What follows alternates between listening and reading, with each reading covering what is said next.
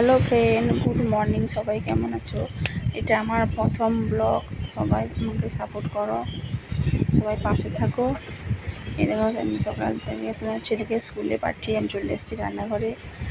বাপের বাড়ি থেকে দুটো চালতা দিয়েছিল, চালতাগুলো কেটে নিচ্ছি। চালতার ভিতরে সেই শক্ত আঁটিটা বেরোলে চালতা সিদ্ধ হয়ে গেছে। এরপরেতে করে মাছগুলো ভেজে নিব। পটল মাছ আছে, আর আছে ভোলা মাছ, চিংড়ি মাছ বাজার থেকে নিয়ে এসেছিলো। সব মাছগুলো ভেজে নিব। এখন লাল করে ভাজা হয়ে গেছে সব মাছ। এরপরে চিংড়ি মাছগুলো ভেজে নিচ্ছি। এত চিংড়ি মাছ সব তরকারি দিব না, অল্প রেখে দিব। অল্প নিয়েছি। এটা চালটা রান্না করবো। এবং 5 ফোড়ন দিয়ে দিয়েছি।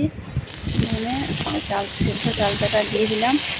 এবার ভালো করে নেড়ে করে একটু লঙ্কা গুঁড়ো, হলুদ গুঁড়ো আর সাদা সর্ষে বাটাটা দিয়ে দিব। দিয়ে অল্প জল দিয়ে ভালো করে কষিয়ে নিব। অল্প জল দিব, তরকারিটা ফুটে উঠলে এবার নামিয়ে নিব।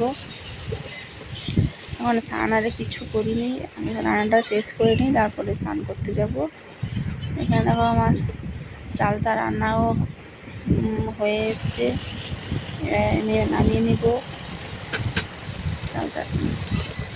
এরপরে মাছের ঝালটাও করে নেব, কিন্তু আলুগুলো ভাজা হয়নি। আলুগুলো আগে ভেজে নেব।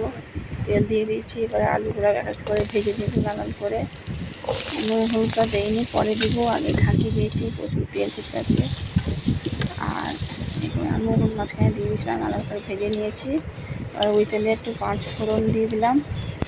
দিয়ে যে মেখে দিয়ে মশলাটা বেটে রেখেছিলাম, পেঁয়াজ, রসুন, কাঁচা লঙ্কা, টমেটো পেস্ট করা, সেটা দিয়ে দিয়েছি। ভালো করে এবার কষিয়ে নিব। ভালো করে কষিয়ে নিয়ে এবার এখানে লঙ্কা গুঁড়ো, হলুদ গুঁড়ো, লবণ দিয়ে ভালো করে কষিয়ে তারপর বেটে রাখা এই যে সাদা সর্ষেটা, সেটা দিয়ে দিব। সেটা দিয়ে একটু নেড়ে তারপরে জল দিয়ে দিব। অল্প একটু জল দিয়ে দিব। দিয়ে মশলাটা ভালো করে কষিয়ে জল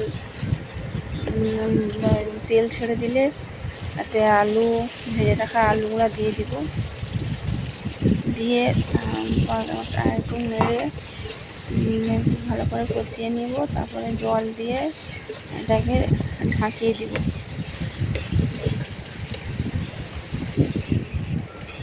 ঢাকিয়ে দিব। এবার তরকারিটা ফুটে উঠলে মাছগুলো দিয়ে দিব। মাছ দিয়ে অল্প একটু কিছুক্ষণের জন্য ঢাকিয়ে রাখবো। তারপরে বন্ধ করে দেব। বন্ধ করে এবার আমি যাব স্নান করতে। দেখো আমার স্নানও হয়নি এখনও, মানে বেলাও হয়ে গেছে। স্নানটা করে নিতে হবে। মাছগুলো দিয়ে দিচ্ছি। এবার দেখো একটু ফুটে গেলেই আলটাও সেদ্ধ হয়ে গেছে। এবার নামিয়ে নিব। এবার ঢেলে নিয়ে দিয়ে স্নান করতে চলে যাই। তরকারিটা কেমন হয়েছে জানিও। এবার দেখো আমি স্নান করে চলে এসেছি ফ্রেশ হয়ে, আর ছেলেকে আনতে চলে গেছে।